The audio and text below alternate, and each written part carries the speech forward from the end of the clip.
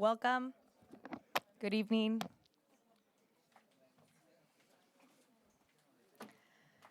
Welcome to the Instituto Cervantes, Nueva York, and the kickoff of the Filnyc, La Feria Internacional del Libro de la Ciudad de Nueva York, which we can translate as International Book Fair of New York City, where we are focusing on written works in Spanish.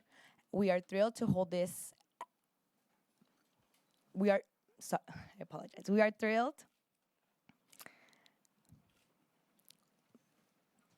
to hold this at on written works in Spanish. We are thrilled to hold this in the Instituto Cervantes, named for the author of the classic Don Quixote.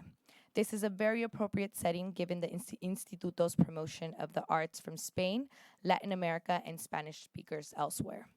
Tonight, we will start with brief welcoming remarks from a distinguished roster of speakers drawn from institutions which supported the putting on an event of this magnitude.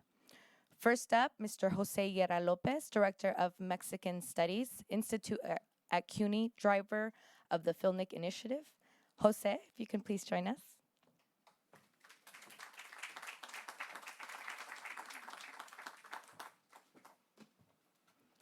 Thank you, Brenda. So good evening. Again, my name is Jose Guerra Lopez. I'm the director of the Mexican Studies Institute here at in CUNY, not here in CUNY. For those of you who are not familiar with the Mexican Studies Institute, I will give a short synopsis. I promise I will be short. We were founded in 2012, and the Institute is guided by the main principles of boosting enrollment of Mexican and Mexican American students in CUNY and promoting equity and upward mobility through academic achievement, fostering research with a focus on Mexico and Mexicans in New York, in collaborating with community-based organizations and public institutions to support and empower New Yorkers. In order to widen our reach, we have been partnering with fellow Latino and Latin American organizations. And to continue sharing our cultures, it has always been important to create spaces to share our experiences, stories, and ideas to shape a shared culture as Spanish speakers. Our main objective when we started to plan this first edition of the New York City International Book Fair in Spanish was not only to encourage reading, but to promote the passion for sharing stories, ideas, and the vision that each Latino or Hispanic author has of the world around us. Today, we are proud to kick off La Feria Internacional del Libro NYC, where we will be presenting the work of 90 authors from across Latin America, Spain, and the United States. Through our official booksellers, McNally Jackson Books and Lectorum, we will be offering works from more than 50 publishing houses. I would like to thank all the institutions that have joined us in this project: the Coalition of Latin American Councils of New York, City College Downtown, the Consulate of Spain, the New York Public Library, the newspaper El Diario, also to our official booksellers, McNally Jackson Books and Lectorum, and of course to the Instituto Cervantes, Nueva York, which generally provided us with this iconic space. I would especially like to thank the staff of the CUNY Mexican Studies Institute, in particular, the Mexican Studies Institute Archives and Library Manager and Filnyc Coordinator, Rosalia Reyes-Simon, which I ask a big round of applause, whose work made this project a reality. I would also like to thank Associate Professor Carlos Aguasaco from City College Downtown, who curated the poetic program. David Unger, International Representative of the Guadalajara International Book Fair, for his suggestions and support, which, as you may know, it is the largest literary festival in Spanish. Of course, this fair would not be possible without the participants, who are generously giving their time. We also thank the media outlets who believed in this project and supported us. Also to our CUNY senior leadership and faculty, especially Dr. Daniel Lemons, president of Lehman College, Lehman College houses the Mexican Studies Institute. Also to our provost and senior vice president of academic affairs, Dr. Peter Wusu. Thank you all. Thank you very much again for being here. And we wish a long life of the printed word, because in order for readers to exist, we need to have authors. The Hispanic Latinx community of New York has a lot to offer. En la Feria Internacional del Libro NYC is only a small sample of our contribution to this country and why New York City is considered one of the most diverse cities in the country. Thank you.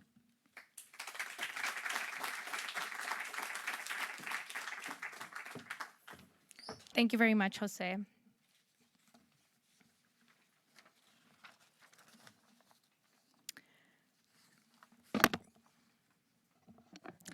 The executive director of the Instituto Cervantes, Dr. Richard Bueno Hansen, could not be with us in person tonight.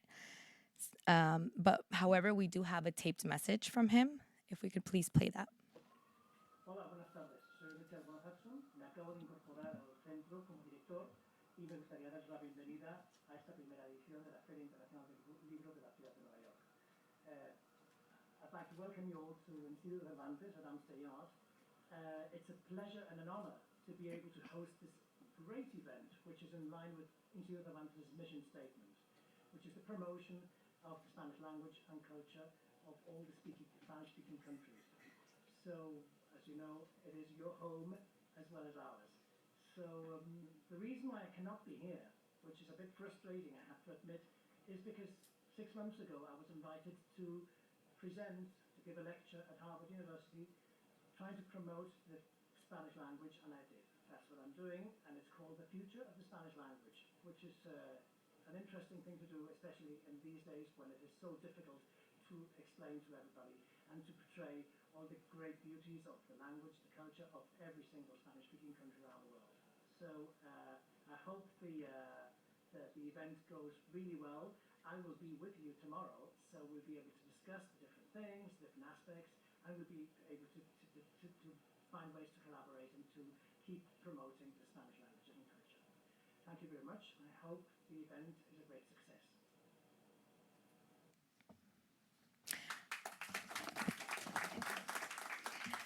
As you may know, the fair is an initiative of the CUNY Mexican Studies Institute in partnership with a long list of organizations.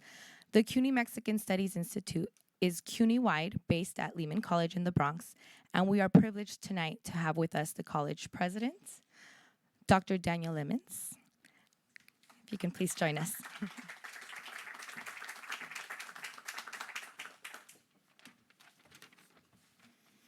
Good evening. It's an honor and a pleasure to bring you greetings on behalf of Lehman College, which is proud to be the headquarters of the Mexican Studies Institute of CUNY. While the Institute itself has only been in existence for 7 years, events like this showcase what a valuable epicenter of activity it is. And I have to say that Deputy Director Jose Guerra Lopez is very much responsible for a lot of that and has done a stellar job of promoting the Institute and expanding it. So I'm also proud that the Mexican Institute is part of a longer trend, a longer tradition of Latinx coalition building and collaboration at Lehman College. I'm also pleased to be reunited with my old colleagues from City College downtown, where I used to be, Juan Carlos Mercado, and I don't know if Carlos is here or not, Carlos Aguasaco, good friends. Lehman College is pleased to be a part of this International Book Fair, a book opening not only because we're a diverse and notable Hispanic serving institution, but because as Lehman College transitioned to its current name from Hunter in the Bronx 50 years ago, it was also responding to the urging of students to create cultural studies programs and departments that reflected their lives more fully. So in 1969, the Puerto Rican Studies Department was created in response to the activism and the organizing of students, inspired in part by the Chicano movement emerging in California, but influencing students from coast to coast. As an avid student of global history and a book lover, I deeply appreciate the opportunity to reflect on how meaningful an event this inaugural book fair is for the Mexican Studies Institute, for Lehman College, for CUNY, for students and for future students and scholars across generations who will be looking to the works published in this time to understand the context that has shaped our nation and our world. Thank you for inviting me to participate in tonight's program and for your warm reception. Congratulations on launching a unique and remarkable program with so many countries and talented writers represented.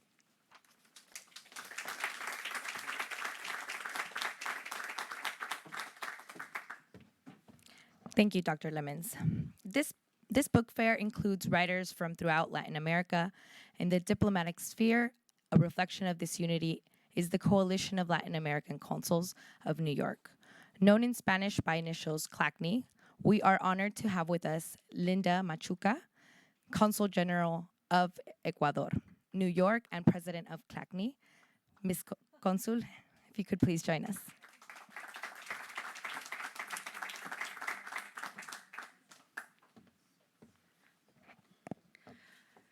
Good evening, everyone. I have the great honor to be here tonight representing the Coalition of Latin American Consuls here in New York. And I'm very happy to be here and to be part of this event that I know is not going to be the only one, because I know there's many more like this. Y quisiera decir en español, sin duda, que para nosotros como Coalición de Cónsules Latinoamericanos en Nueva York, significa mucho que podamos tener una actividad como esta. Y hace algún tiempo ya, cuando tuve el gusto de conocer a José y a Rosalía, que nos hablaron de esta posibilidad de tener un evento grande en Nueva York, que convoque autores, que nos permita compartir nuestra literatura, que nos permita motivar a los jóvenes, a las antiguas generaciones también, para reconectarse con la lectura. Nos emocionamos mucho porque quienes trabajamos de cerca con la comunidad migrante acá en Nueva York, sabemos que nuestra gente necesita sostenerse de historias, de memorias, de cuentos, de las letras, de todas esas memorias que nos trae sin duda la literatura, de la posibilidad de conectarnos con ese mundo que a veces lo vemos tan distante cuando nos distraemos trabajando duro como lo hacen nuestros migrantes en este país. Y por eso creemos que iniciativas como esta y la posibilidad de fomentar el acercamiento a la lectura, el motivar a las nuevas generaciones es importante, y es importante mantenerlo en el tiempo. Estoy segura que van a venir muchos años más. Cuenten con CLACNY para que este proyecto y esta iniciativa se mantenga, y esperemos también que juntos como comunidad podamos seguir participando, invitando a todos aquellos quienes pueden participar y pueden beneficiarse de este acercamiento tan importante a las letras, a la literatura, a la lectura, que también nos hace, no solamente cuando estamos en nuestro país, porque se siente mucho mejor cuando estamos fuera, añorando a nuestra patria. Muchísimas gracias.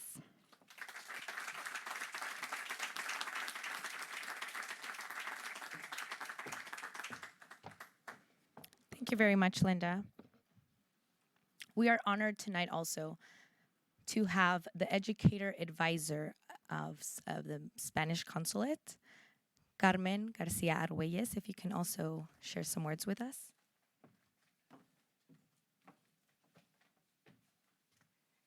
Les agradezco mucho su presencia aquí y quería decirles que iniciativas como esta que ha tenido CUNY devuelven la fe en una época en que parece que todos pensamos que la prensa, la lectura, los libros están a punto de desaparecer. Parece que hace 7 años que comenzaron con esa iniciativa ahí en Lehman College, y hoy día están ya aquí con bombo y platillo y con intención de seguir adelante y de hacernos a todos compartir y vivir juntos la experiencia que es la lectura. Para muchos de nosotros, a lo mejor viajar a nuestros países o a países que queremos conocer no es fácil, pero leer de alguna manera es vivir con esa gente que ha escrito y con esa cultura que transmiten los libros.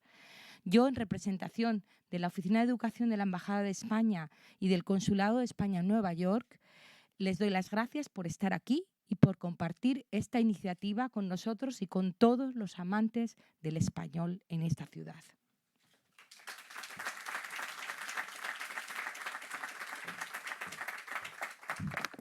Next, we have another prominent member of the CUNY family. He is Dr. Juan Carlos Mercado, Dean of the Division of Interdisciplinary Studies. at Center of Worker Education, City College of New York downtown, Mr. Mercado.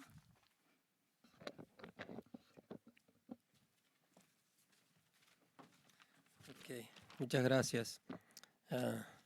Como habrán visto, nuestra división tiene un largo nombre. And we decided to change to City College Downtown. So we are really in downtown. We're in 25 Broadway. First of all, I would like to recognize some friends and colleagues. First of all, Jose and Rosalia for this major event that they're putting together.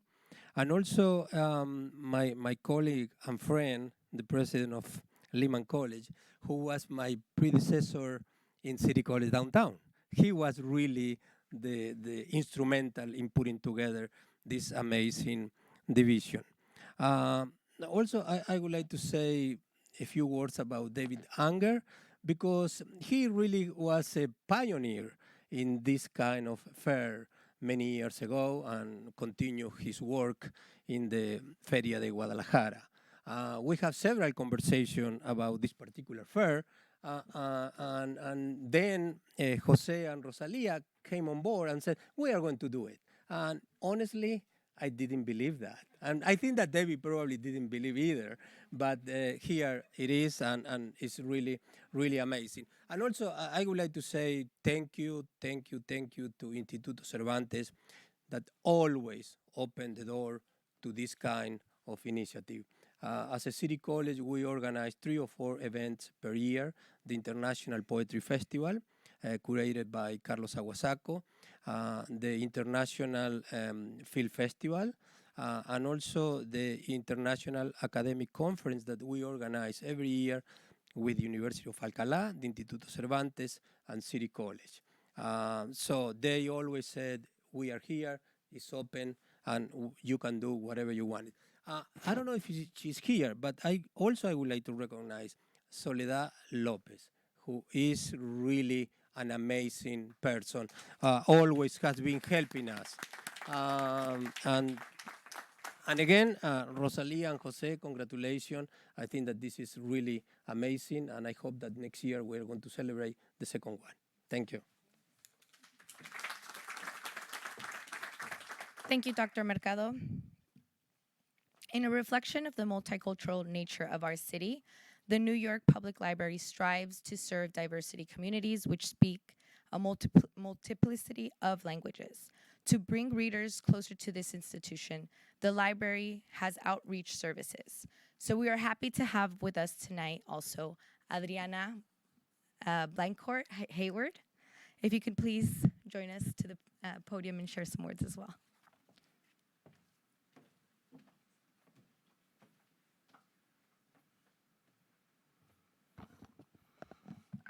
Hello, good evening, everyone. My name is Adriana Blancarte Hayward, and I'm manager of outreach services at the New York Public Library. We are delighted to be part of the Filnyc. When I met Rosalia a couple of months ago, and when I met her, she approached me and said, like, we're planning this event, can we talk? And since we talked, it was just such a big idea and so exciting, and said, let's see how we can work together and, bring Spanish literature to New York City is a very exciting thing for us as well. So the New York Public Library has libraries in the Bronx, Manhattan, and Staten Island. As you may know, the Bronx and Manhattan are some of the boroughs that have the most Spanish speakers. So there are our patrons that come through our doors every day. So celebrating la literatura en español in New York City makes a lot of sense. So I applaud you for that as well. The library, as you mentioned, celebrates the rich multicultural diversity that makes New York City what it is. And with that, we offer a variety of resources to support New Yorkers in all walks of life. We also have 4 research centers that hold invaluable historical collections for us. And we have 88 branches that support our community neighborhoods as well. With that, what I want to say is that the library can mean different things to different people. For parents and caregivers, they can provide social and active environment for families and children, for immigrants, a safe educational place for them to learn and to learn about their new country. For job seekers, a resourceful and supportive network to advance their life. And for students of all ages, inspiring spaces to learn. So since we are a safe place where everyone is welcome, no matter where you come from, and you can also find a sense of belonging and connection, books and readings are key elements in building the sense of community. So for us, this is a perfect fit. We believe that the sharing of stories help us grow, but also learn from each other, and that's a way that it can bring us together. So with that, I can just say, personally, as an immigrant from Mexico, my first language is Spanish, so this is even more exciting for me. And we will be having a table this weekend to invite people to come and join their library. And we also having a presentation on Friday that I hope you can join as well. So thank you again for inviting us to join you in this exciting adventure. And I hope to see you all later. Thank you.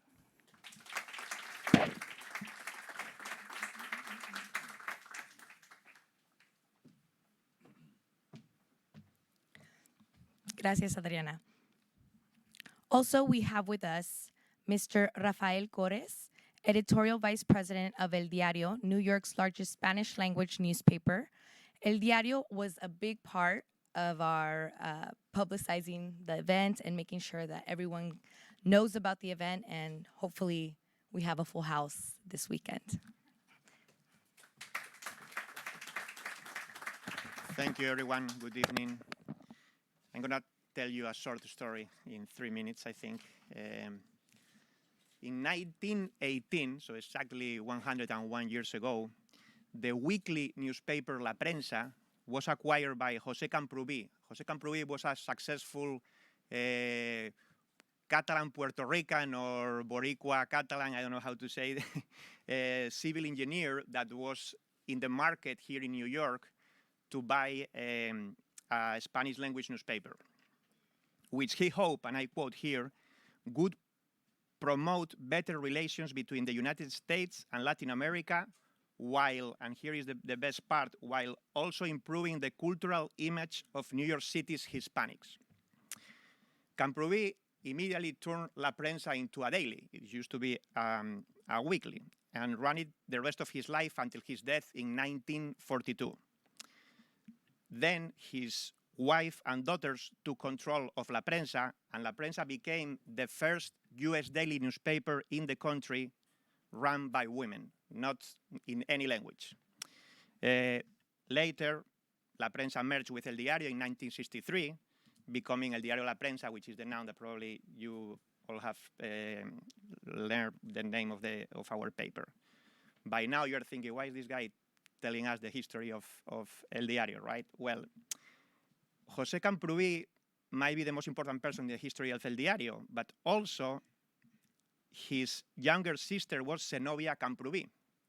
Zenobia Camprubí was an author, poet, writer who married Juan Ramón Jiménez, the Nobel laureate, right? They married here in New York in 1916, so 2 years before Camprubí bought the La Prensa. Both the couple, Zenobia, Juan Ramón Jiménez, and José Camprubí himself, they were really good friends with Federico García Lorca. And when in 1929 Lorca comes to New York, who is waiting for him at the docks here in Manhattan? It was José Camprubí who hosted Lorca here in New York. So as you can tell, I mean, El Diario has always been close to authors and to literature, right? 100 years later, we keep that tradition, and one of El Diario writers, Marielis Acevedo Irizarry, is also a poet, and actually she is going to be presenting her poetry reading tomorrow morning in the beautiful garden upstairs. So we are proud to be part of this first Feria Internacional del Libro de la Ciudad de Nueva York. I'm speaking for all the people at El Diario. We are really proud to participate in this Feria del Libro in collaboration with our friends from Instituto Cervantes, the Coalition of Latin America Consuls of New York, CUNY City College, the Spanish Consulate, and New York Public Library. Thank you very much.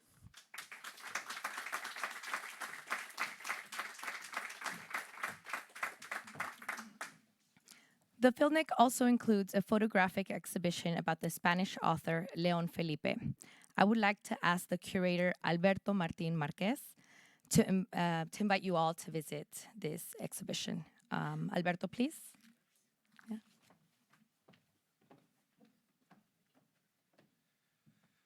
Good evening. La exposición ¿Quién soy yo? Llega a Nueva York, a la sede de Cervantes. Ayer cuando lo inaugurábamos, yo decía algo que realmente creo que es cierto. No es una parada más en una itinerancia, es una vuelta a casa.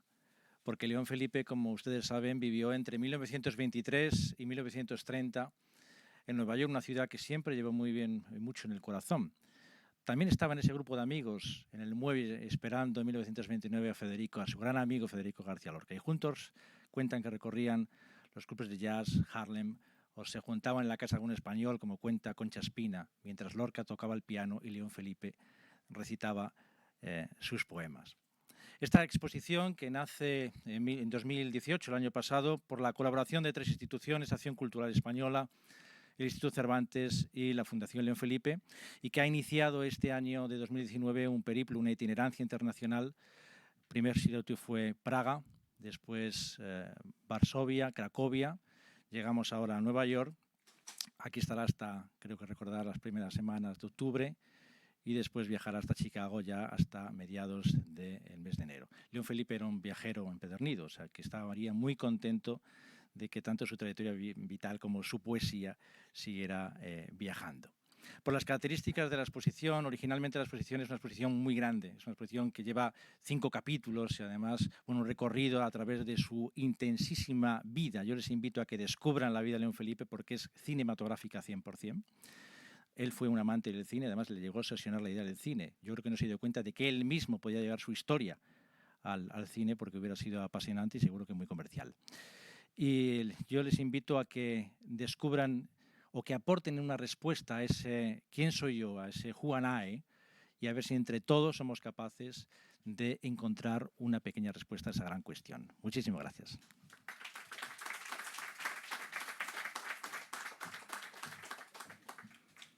Last but not least, I would like to introduce Ms. Rosalia Reyes, the CUNY Mexican Studies Institute Archives and Library Manager. She has been working also as the Filnyc's coordinator. Rosalia, please come and tell us what to expect.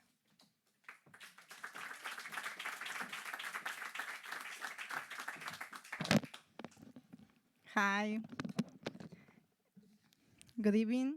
Today, during Hispanic Heritage Month, we celebrate the richness of our culture. We have writers with roots from throughout Latin America, from Argentina and Chile, and the south up to the Caribbean and my native and lovely Mexico, as well as Spain. We have a diversity of backgrounds, but a common identity in Spanish. Importantly, we want to share our literature with non-Spanish speakers via our Spanish to English interpreters who are around here. In my view, it is important to have a forum like this to show who we truly are at a time when others convey a negative image of Hispanics, especially migrants. Immigration, in fact, is one subject in our program. This includes a book presentation of Writing by Dreamers. Other panels will look at the theme of the Hispanic diaspora. In a related session, others will explore what it means to be a writer in Spanish in New York, the capital of the world. To be widely representative, we also have writers who range from those called emerging to well-established and award-winning authors. We will also be inclusive in exploring LGBT literature of the Hispanic community. In addition, we have scheduled an array of workshops for children which parents can join for a family experience. So we hope this reinforces our young people's pride in their heritage culture.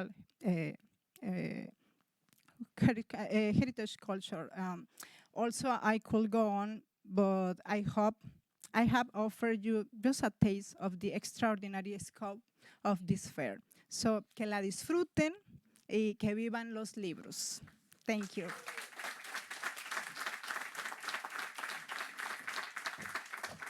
Let us have a round of applause to everyone welcoming this event. Tonight, our keynote speaker. Tonight, our keynote speaker is Cristobal Pera, Publishing Director at Vintage Español Penguin Random House. We are honored to have him.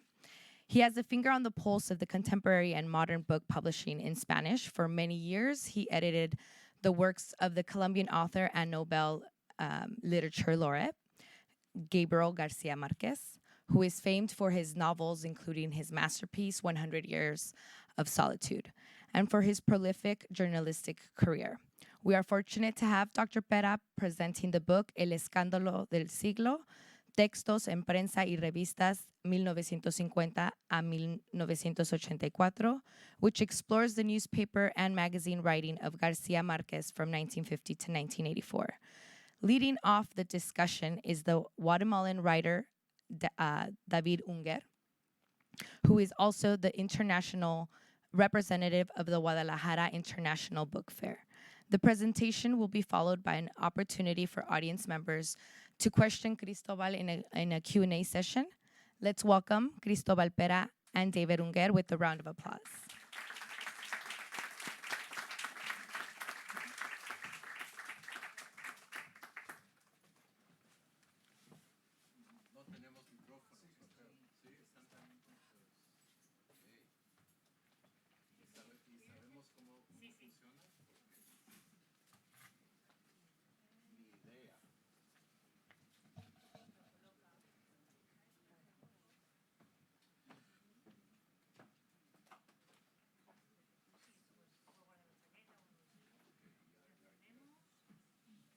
Aquí, ¿no? Sí, perfecto.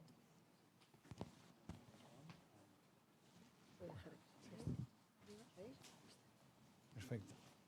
Bueno, muchas gracias por la invitación a abrir esta increíble primera Feria Internacional del Libro en Nueva York, hablando del Instituto Cervantes donde estamos y volviendo a la anécdota de cómo Rosalía Rey Simón llega hace 2 meses a contarnos el proyecto de inaugurarla ahora en septiembre.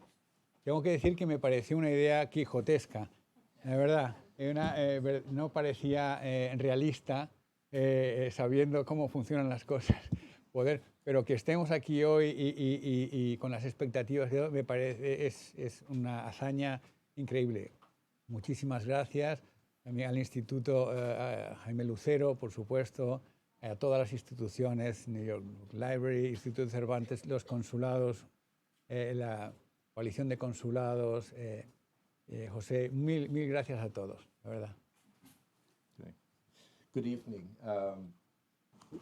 Cristobal is a friend of mine, so this is a little bit awkward, but I think it's very important for me to now that we've finished the protocol part of the evening, to move into the more literary part. But I think it's important, and I'm sorry that this discussion is going to be in English. We were asked by the organizers to do it in English. Yo creo que los dos estaríamos cómodos haciéndolo en español, pero nos pidieron que lo hiciéramos en inglés por parte del grupo norteamericano. We can do it in both languages. Lo podemos hacer. Pero todas las preguntas las tengo en inglés. No problem, no problem. No problem. Okay. Cristobal has a PhD in Latin American literature from the University of Texas at Austin. In 1995, he returned to Spain, where he taught at the University of Barcelona. In 1999, Cristobal was selected as a Frankfurt Book Fair Fellow. And after this experience, which is usually a seminal experience for anyone who's interested in going into publishing, to be a Frankfurt Fellow is really diving into a tank of cold water and coming out breathing and exhilarated. And so he came out of this water and he decided to leave academia and to go into publishing, and he began working at Galaxia Gutenberg, and he edited 2 original works by Jorge Luis Borges. Later, he became literary director of the Debate imprint at Random House Mondadori in Barcelona. In 2006, he was appointed editorial director of Random House Mondadori in Mexico, and he's built very strong editorial teams while working closely with such authors as Enrique Krause and Gabriel Garcia Marquez. After Penguin Random House acquired Santillana, he managed a large editorial team with more than 20 imprints. In 2015, he joined the Wiley agency España, but he moved to New York City, and we're fortunate that he has remained here. In 2017, he left Wiley and became publishing director of Vintage Español within the Knopf Doubleday Publishing Group. Cristobal has lectured widely about Latin American literature and book publishing at Yale, Princeton, Middlebury, and the University of Virginia. He is on the board of Words Without Borders and the author of a novel, which I didn't know about, called La Bahía Suspendida, Hay que buscarla, and a book of essays and numerous articles and translations. So, as I said earlier, I've known Cristobal for at least 10 years. He was actually my publisher in Mexico when I published my novel Para mí eres divina. But I think, you know, he is known in publishing, and this conversation is going to be talking about Garcia Marquez in this wonderful book, El Escandalo del Siglo, but also talking a little bit about the world of publishing. And throughout the industry, Cristobal is known as a decent human being. And that's very important because many of the publishing houses are now run by people who have MBAs. So when you meet an editor who is really a person of the book, I'm very impressed, and I think you should be as well. I'm very interested in your relationship with Gabo, which is separate from this book. Somewhere I read that you said that Gabo was your friend and that you thank him, and I quote, for his confidence and support of my work, and especially for his friendship. If I'm not prying, could you talk a little bit about your friendship with Gabo? Well, I think he became my friend. It was not, he was always very private person, not only him, his family. And once Mercedes Barcha said in one of his birthdays that I was the first editor that they had let into the house. You know? Wow. But that was, it probably has to do with the fact that I had worked with him from the distance first. It's very interesting because I first worked with him when I was in Barcelona and he was in Los Angeles recovering from lymphatic cancer. At the time when he was finishing his memoirs, Vivir para contarla. So it was a distant relationship through the agent, Carmen Balcells, who reached to me. She didn't find the original editor at the time. It was summer in Barcelona in August, and people leave, and I was there. I was the only one. The lucky, very lucky. Very lucky. You know. So I began. He just put me on the phone with him in August in 2000, I think. So he's finished his memoir. He needs an editor. So that's why.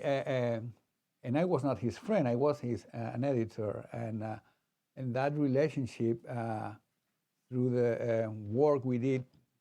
I did modestly, with my fact-checking and the suggestions I could give him, became a friendship when I moved to Mexico. So that fate took me to Mexico where he was living, and then I I didn't call him in the first 2 years. I didn't want to bother him, and I didn't or get into his life. You know, I was even then. Carmen Balcells again told me, I have another project that you should work with him, for you to work with Gabo. And it was a collection of his discursos, his speeches, public speeches. Not many. He didn't like to speak in public. But that brought us together because I began to visit his house. And he began to like to talk with me once, twice a month, and that became arrangement. But I would say something that, I haven't commented that many times, but I made a decision at the moment, or through the first year, that I was not going to take notes of our conversations. People say that I'm crazy, but some people. But I didn't want to think that I was with Garcia Marquez and I was someday going to reveal stories of his private life. So I never took any notes. Whatever it remains in my memory about him, and mostly his humanity, you know, and is there. Yeah, I know that Gabo was very well known for his generosity. Was this generosity in terms of giving gifts to people? Was it his openness to young writers? Yeah. In other words, how would you characterize his generosity from your point of view? Well, let's talk about journalism a little bit and how this generosity connects with journalism. He could have decided at a certain point in his life, after the Nobel Prize, to create a foundation with his name that could promote, his figure through a literary prize, whatever. But instead of that, he decided to create a foundation to promote good journalism. This is the only foundation he created. He didn't, and that is the Fundación para el Nuevo Periodismo Iberoamericano. That is still thriving. It's in Cartagena, In Cartagena. It has just changed the name, by the way. It is news from 2 weeks ago. Now it's Fundación Gabo. It is Jaime Abello directs the foundation in Cartagena. So that is one measure of his generosity, because he wanted to share with young journalism the crafts of the profession, and the key of the foundation was not in having teachers lecturing, but in the workshop, talleres. It was all talleres where John Lee Anderson, anybody, even Washington Post, Marty Baron, they have brought everybody that can enlighten the journalism in Latin America. And there's a generation of journalists that have grown through the foundation. So that is one measure of his generosity. I think it should be mentioned that to be a journalist in Mexico is to take your life in your hands. It's not a very... Literally. Yeah, it's... So what the foundation is doing is really training journalists, and hopefully in ways that they can do the work that needs to be done, not only in Mexico and Guatemala and other countries, but also to survive and to live. And part of the Nobel Prize, he decided to create a magazine with the money that he got from the Nobel Prize. He created Cambio, the magazine Cambio in Colombia. Well, that's... So he was sort of like a background figure in some ways, not someone who was constantly seeking glory and. No, not at all. No, he abhorred glory in that sense. And well, I'll tell you an anecdote. This one that has to do with that. And I think I can tell you that because it's but I was once with him in his studio, and we were talking, and suddenly the secretary comes and say that the president of Mexico at the time, Calderon, was calling and to talk with him, and I made my way to get out, and he said, no, stay Get there. up.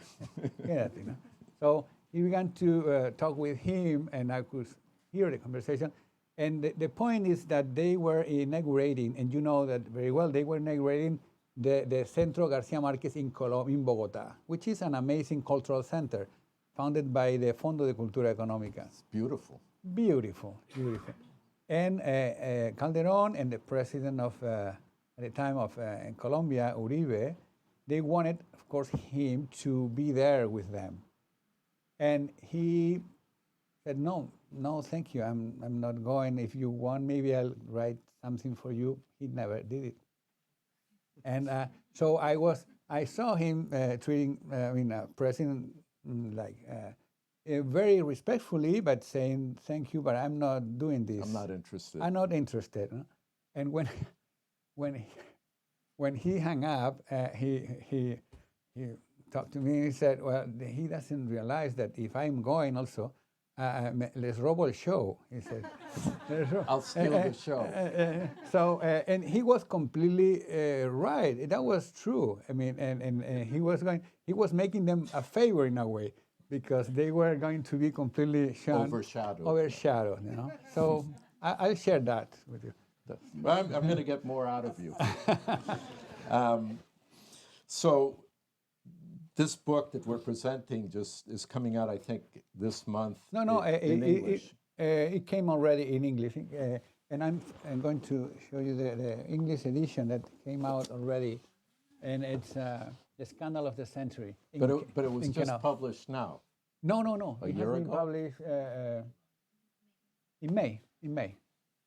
For me, that's today. Oh, really? Yeah, really. Okay.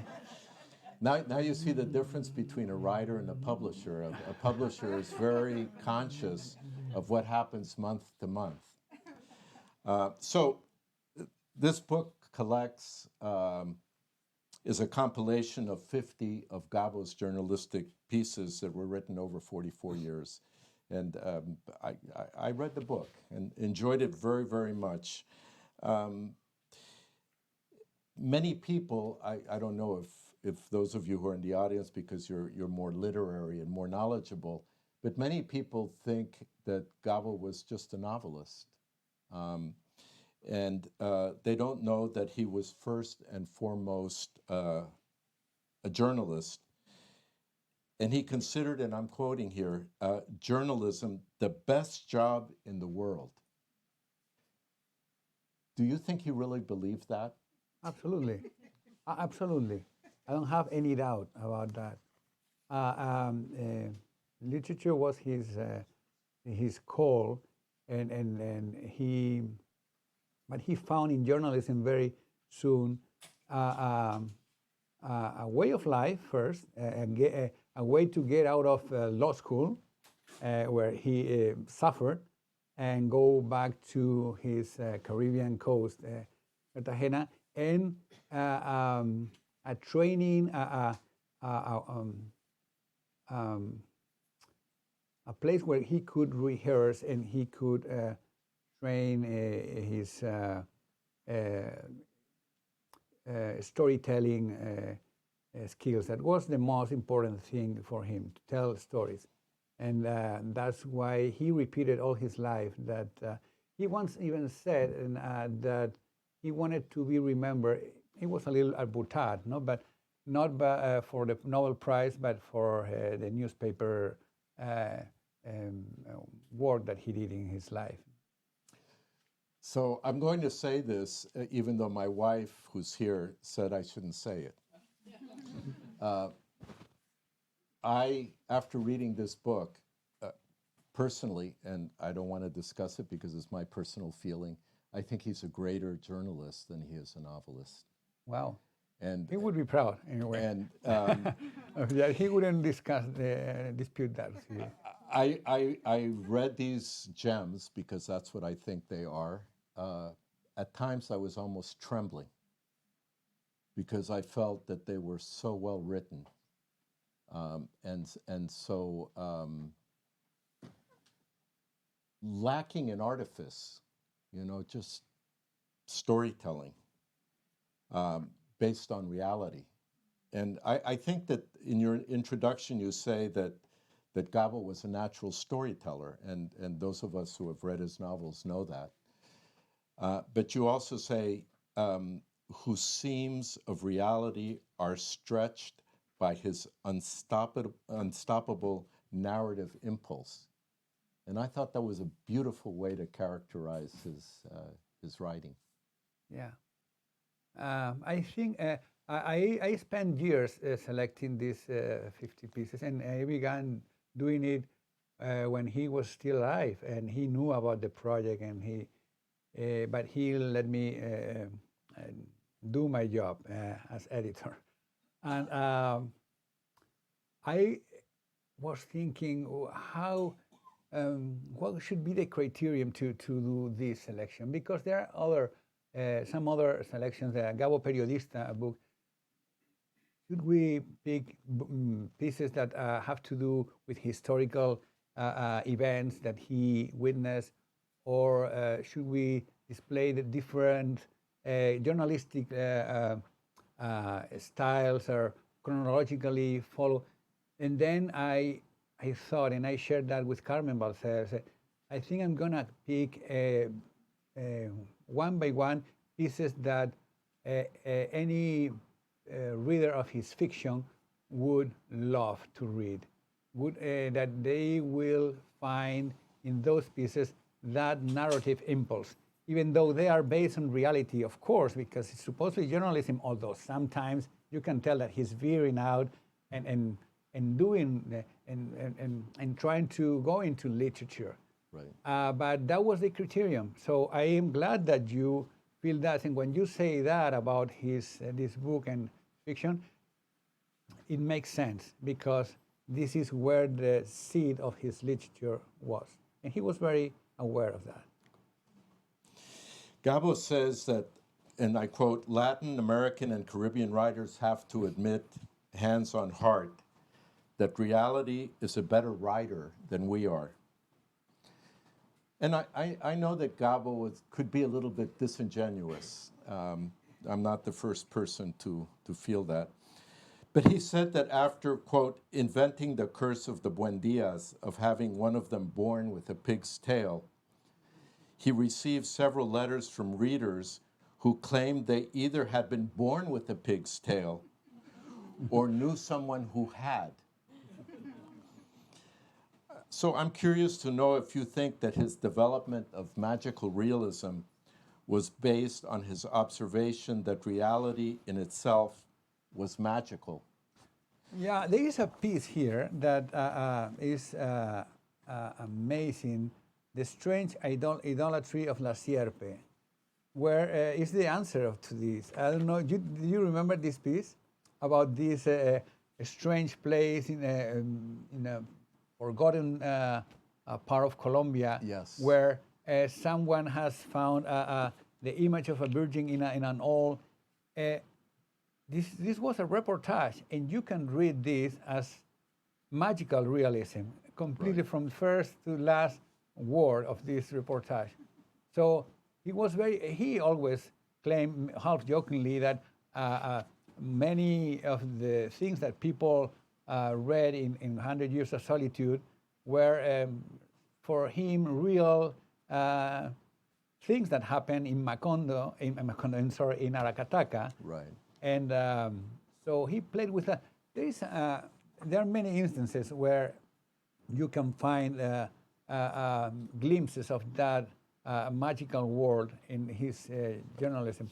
One of them is, for instance, this story about this man who arrives drunk to his hotel room, and suddenly he's this fish pececitos de plata, silverfish raining on him.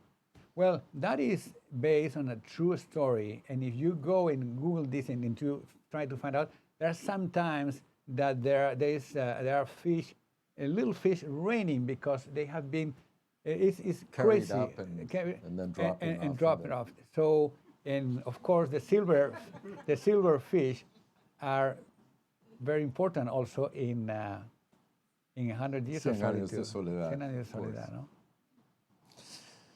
So I'm sorry. No, I was going to say something that I was thinking when Rosalia also mentioned that immigration and you about how the diversity in New York is made of immigrant community here. That Garcia Marquez was an immigrant in New York once. Prensa Latina. Prensa Latina. He arrived here as a poor correspondent for Prensa Latina, the first correspondent of Prensa Latina. And I think he lasted only 6 months. It was dreadful for him. And he felt that he was followed, and it proved completely right. I mean, years later, the FBI unearthed the file they had about Garcia Marquez following him and his calls and everything. So it was not a paranoia. It was true that he was followed. But then New York was very important, and I'm going to go with you now because then he left. He did the immigrant. I mean, he tried to leave New York and took a Greyhound with Mercedes and their 1-year-old son, Rodrigo, with almost no money. And they only had money for the Greyhound and some food. He wanted to see the landscapes and the background of Faulkner and South that he admired so much. He arrived to New Orleans and he got a check for $100 that from Apuleyo Mendoza. And finally, they arrived to Mexico and to Monterrey, near Monterrey, to a station. They went out and they had some food in some place there was. And there is the anecdote that they tell how when Mercedes tried that yellow Mexican rice, she said, "Oh, and I would live in a place like this where they have this rice." You know? So the immigrant, the role of Garcia Marquez, that he lived all his life as an immigrant, you know, in other countries, is very fitting also about him and what we are doing today. Several of Gabo's friends have remarked that he loved certain stories that he either overheard or read in a newspaper or magazine. And some of them are in this book. And I urge you to purchase this book because it's a marvelous, marvelous book. He wrote about one tale, and I just want to share this tale that he overheard, which is, quote, "the true story of a Republican prisoner shot in the Avila prison during the first days of the Spanish Civil War." So this is going back to 1937. And I'm going to quote the story. "The firing squad took him out of his cell on a frigid cold day and marched him across a snowy, frozen field to the execution site. The civil guards wore woolen capes, leather gloves, and their traditional three-cornered hats. Still, they shuddered as they crossed the frozen ground. The poor prisoner, who wore only a frayed woolen jacket, rubbed his nearly frozen body to keep warm while cursing aloud the bitter cold. Fed up with the prisoner's complaints, the squad leader screamed at him, 'Damn it, stop shouting like a martyr over this fucking cold weather. Have pity on us. We're the ones that will have to walk all the way back.'" And there are many examples of these stories. What do you think fascinated Gabo about this little story that I read? It's very interesting because this brings me to the last paragraph of this book. It is so Please read curious that the last article is cómo escribir una novela. How do you write a novel? And it's fascinating. But at the end of this article that he published in El País in January 25th, 1984, he writes the following. At the end of the article, he said, "Help. I once read a book or saw a film or someone told me about a real event with the following plot. A Navy officer smuggles his lover into his cabin aboard a warship, and they experience a boundless love within that oppressive enclosure without anyone discovering her for several years. I beg anyone who knows the author of this lovely story to let me know urgently, as I've asked so many people who don't know that I am starting to suspect that maybe I made it up myself, and now I don't remember. Thank you." Isn't it amazing? Yeah. This is exactly the same spirit, and he's asking readers to help him because he was collecting stories. He was listening all the time. Yeah. And many of the columns which you reproduce are based on little articles that he found in a. He would be on an airplane, and he would be reading a magazine, not like the magazines we find now that only have the big stars of the world, but they had human interest stories, and he loved reading those stories and retell them and retelling them over and over again. Them, yes. So, reading The Scandal of the Century, the reader, or at least I can't help but observe how sympathetic Gabo was to revolution in the Americas and Africa. Since you edited this selection, I want to thank you for including Gabo's political articles in which he condemns Venezuela's Pérez Jiménez regime, admires the very important Sandinista revolution against Somoza, and he also chronicles the takeover of Cuba by Castro and his band of what he called rural revolutionaries. In particular, I enjoyed the portrait of the heartless U.S. blockade against Cuba in 1964. I think it's very important that in this book you included many of the pieces that deal with political developments. In reading these essays, I was, as I said earlier, I was struck by Gabo's soft touch, his humor, his gentleness, and his charm, and how he allowed certain incidents to reveal the hideousness of certain dictatorships.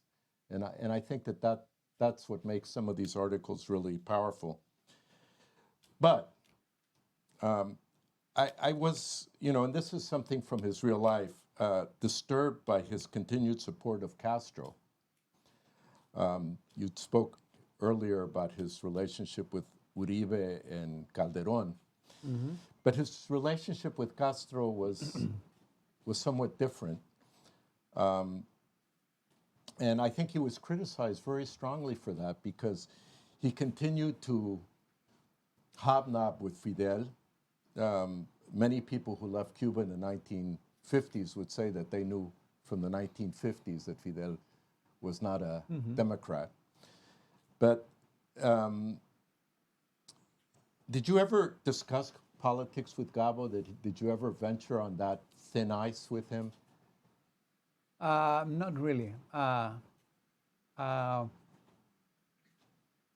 think that his political commitment that he and his attachment to Castro in that sense comes from the fact that he, after Venezuela and seeing firsthand the toppling of a dictator in Venezuela, he saw the revolution as something, as many others. I mean, Vargas Llosa was there with him at the time.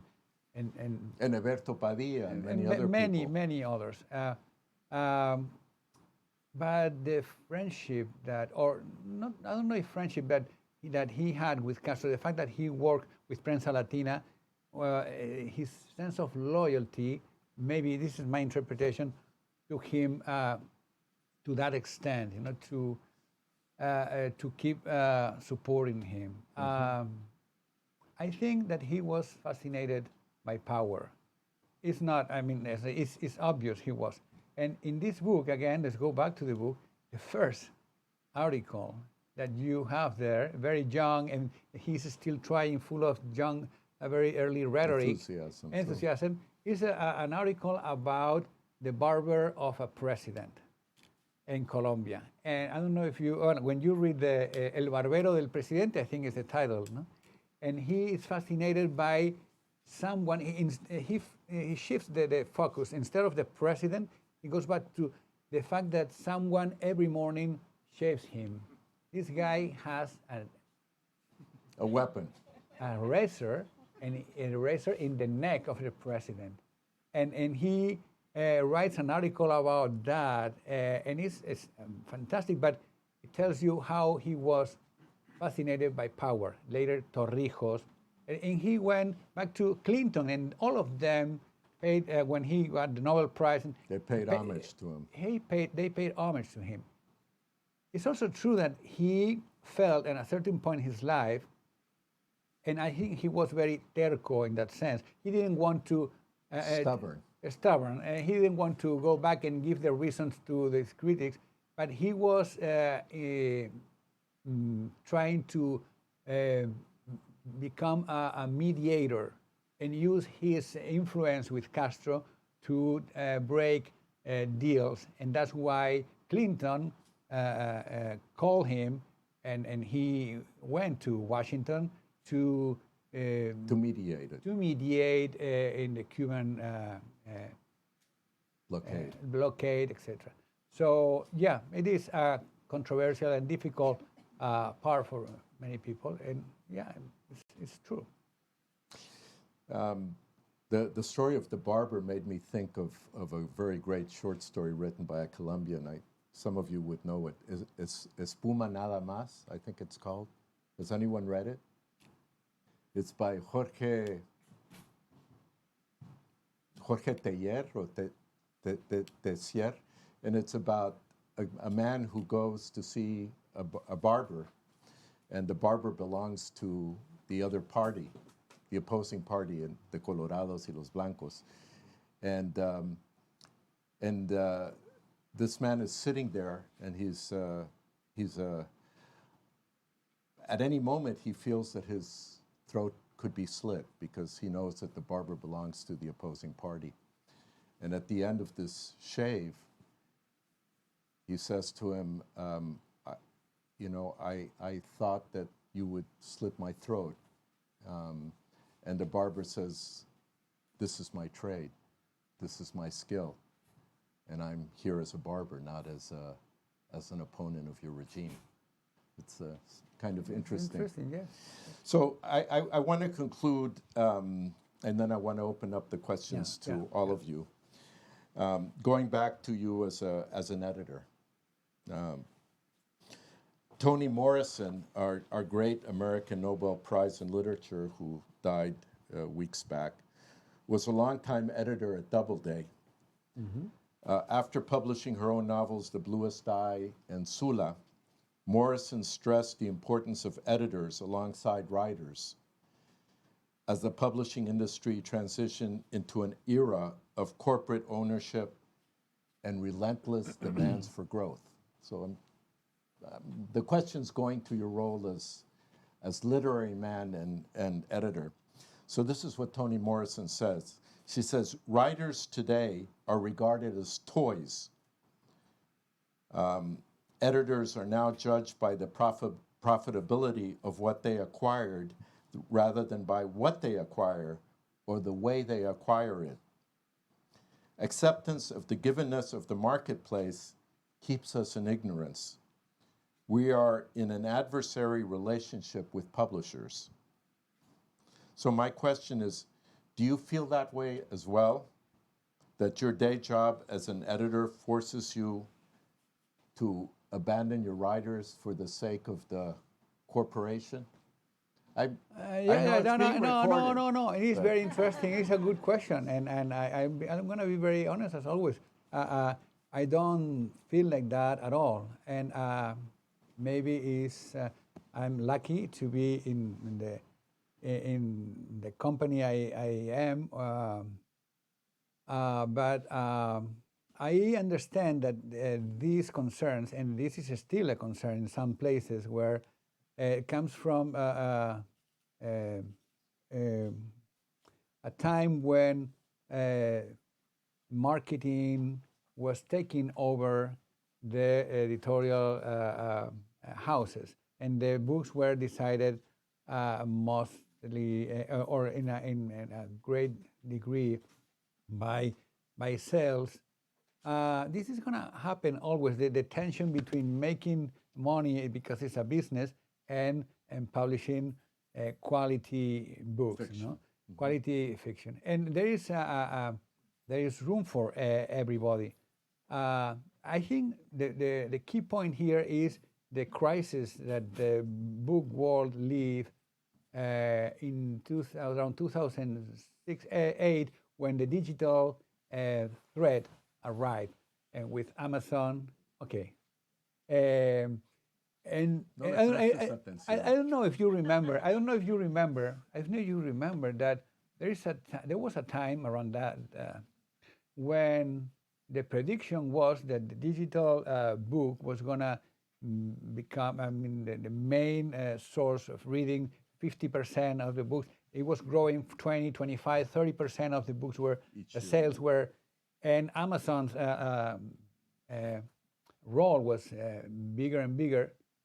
And something else happened also. It was the self-publishing war. So suddenly, it was liberating writers from editors and publishing houses. You can publish your books.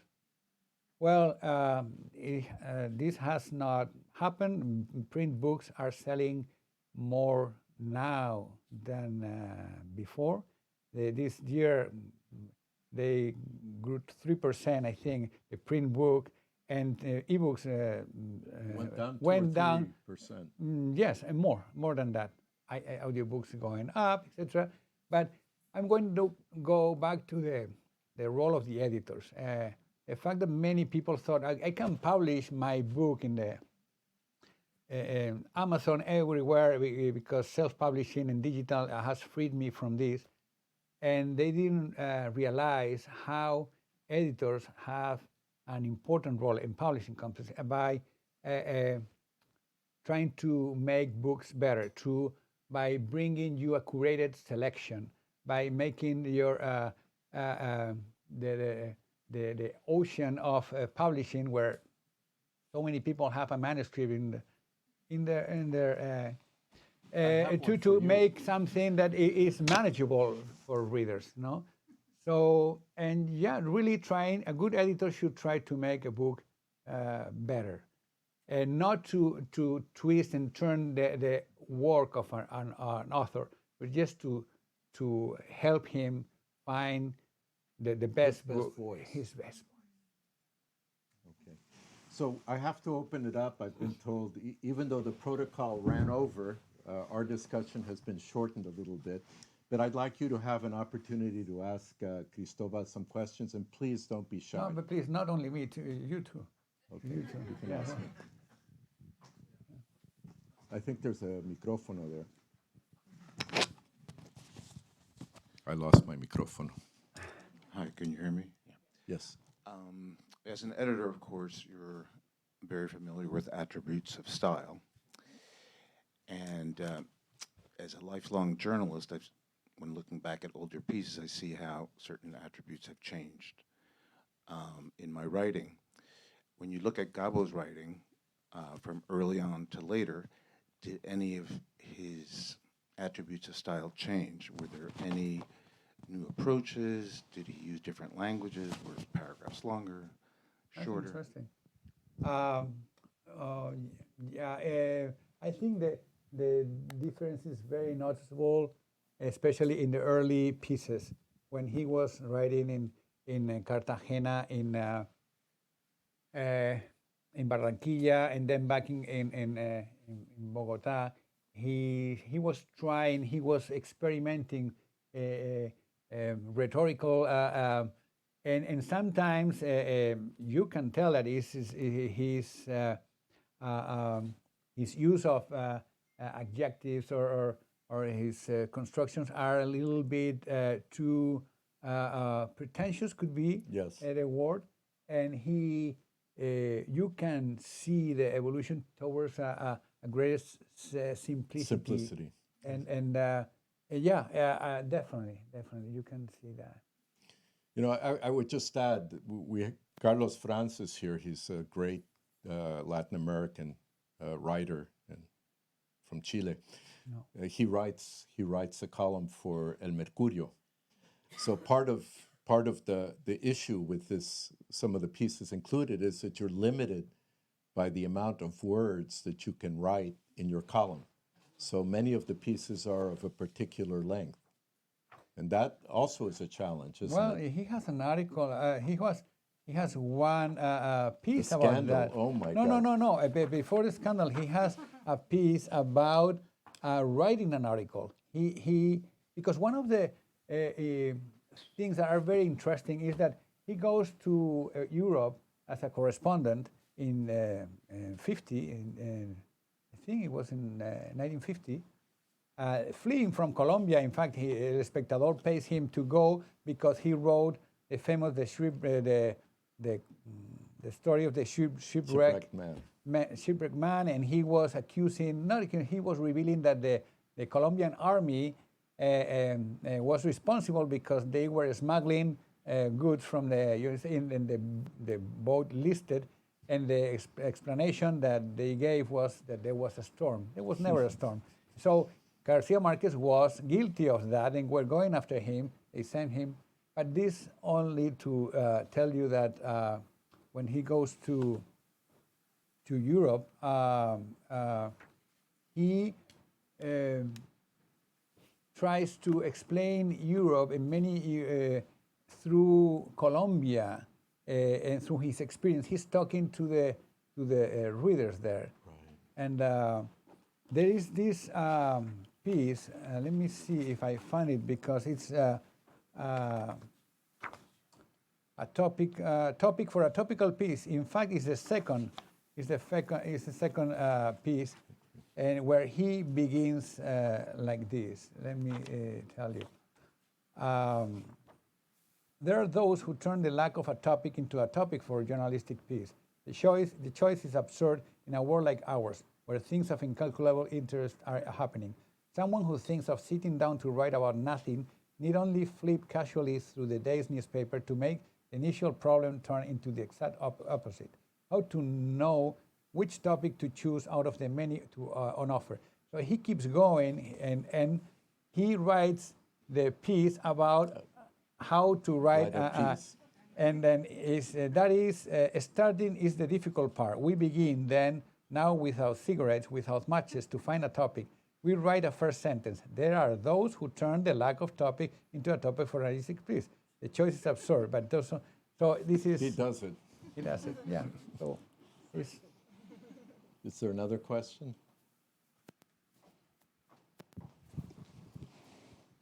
Thank you. I enjoy your talk a lot. So, Cristobal, you mentioned that it's the editor's job to make the book better. So, was there ever a time when you totally disagreed with something that Garcia Marquez actually loved in the book, but you thought that that would hurt the book? And if that happened, how did you navigate those waters? How do you tell someone as big as Garcia Marquez make those changes? Wow, what a question. Okay. It's a writer who's asking you that question. And he's a great writer, Ernesto Quiñones, author of Bodega Dreams, and now an amazing novel called Taina.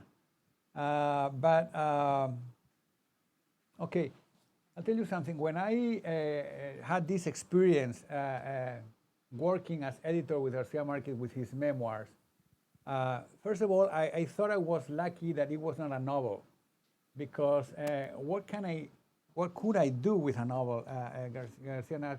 What could I recommend him or suggest him to change? So at least I had facts, and I could act as a fact checker. And that the role I took, and he was happy with that. And I wrote somewhere that I will never forget when I got this information wrong, that he wrote how reading the Metamorphosis, Kafka's Metamorphosis, changed his way of looking at literature. I mean, the fact that one could write about a guy who wakes up transformed in a bug, in a cockroach. No? So he said in the memoir, I read it in the famous translation by Jorge Luis Borges, and I had been editing Borges, and I read a lot about him and interviews. And in one interview, and not so many people had read, he mentioned Borges that he never translated the Metamorphosis. That the editor, a crooked editor, to sell books, yeah, he put him as a translator of the. He in fact translated a short story, El Médico Rural, the rural doctor by Kafka. The country doctor. The country doctor, and they added that at the end. That he translated, but not a Metamorphosis. And I told Gabo, and he was so happy that they were not going to catch him with that. But I will also admit that in one occasion, I suggested some change in a sentence, and he said, I want it like that. So I never dared to suggest anything else about his grammar, and it was about grammar, and he who could twist the grammar as he pleased. Do we have time for one more question?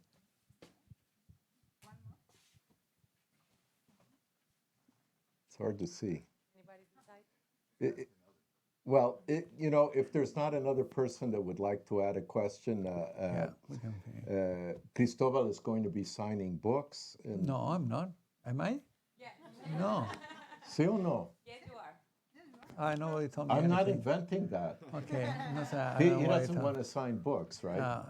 Well, I'll sign the prologue. Okay.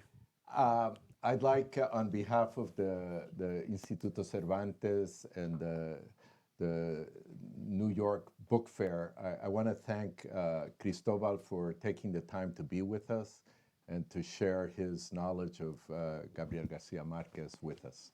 Thank you. Thank you. Thank you for inviting me. Thank you.